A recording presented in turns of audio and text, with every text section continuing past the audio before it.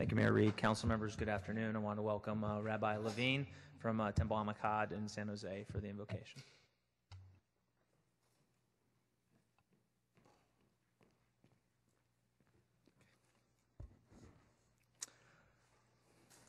Thank you to Honorable Mayor Reed, the City Council, and in particular to my esteemed council member, Pierluigi Oliverio, for inviting me to address you today. I have been privileged to give this invocation multiple times over the past few years, and I always prioritize it. The City Council, under the stewardship of the Mayor, sets the tone for and is responsible for the well-being of the approximately 1 million individuals who make up this great city. It is therefore a privilege to share some brief words of inspiration with you. By necessity, a government must weigh out the needs of the many against the needs of the few.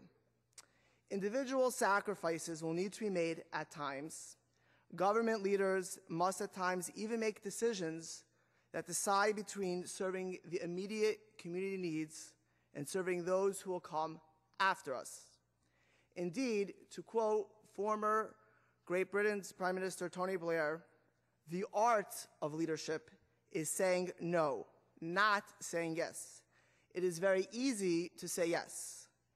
Nevertheless, in making these significant decisions, we must never lose focus on what the priorities are and who we are here to lead and why. Recently, I read the story of a combat soldier who had been overseas and was asked what his most memorable part of his service was. This was his answer.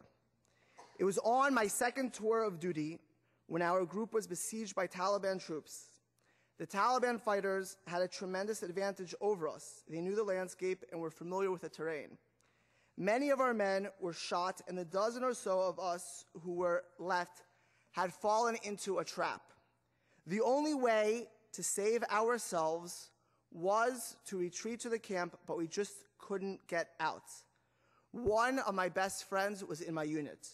We had been best friends since we were very young, and we had made a pact that if one of us went down, the other would not leave him on the battlefield. And now, as we were trying to get ourselves out of this mess, a sniper's bullet pierced my best friend's chest, and he was bleeding profusely. I ran over and tried to stop the blood. But as much as I tried to stop the bleeding by putting my finger in the wound, I was unable to stop it. My best friend begged me to help him, but I really had no idea how I could save him.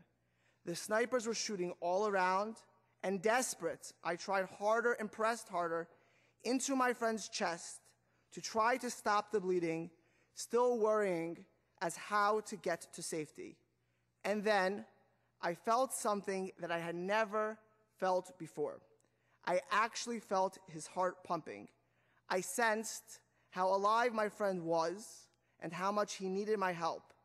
At that moment, I promised him that I would not leave him. And I didn't. I don't know from where I got the strength, but with snipers shooting all around me, I managed to escape to safety, carrying my friend with my hand on his chest all the time. It was the soldier's actual sensation of feeling his friend's beating heart which gave him the courage and strength to save both of their lives, which he did. As leaders of communities, we too need to hear the beating hearts of those who are here to serve. We need to hear the hearts of those less fortunate, struggling to make ends meet. We need to hear the hearts of the businessmen and high-tech entrepreneurs trying to build businesses which employ our citizens and build up our city. We need to hear the beating hearts of those who want to buy homes and to hear the beating hearts of those who want to provide those homes with only necessary government guidance and not unnecessary government interference. We need to hear the beating hearts of those traumatized by crime as well as the beating hearts of our valiant police force that need more resources. Were we able to sense the beating hearts of others, we would no longer just pay lip service to their needs. We would truly try harder to find a way to help them and to alter their future for the better. May you, Honorable Mayor Reed, and City Council members, be blessed with the wisdom, desire, and ability to serve and lead successfully. May you be blessed with the moral character to make the right decisions for the city as a whole, but not lose focus of the 1 million individual beating hearts whose success you are responsible for. And may all other blessings follow, and let us say Amen. Thank you, Rabbi Levine.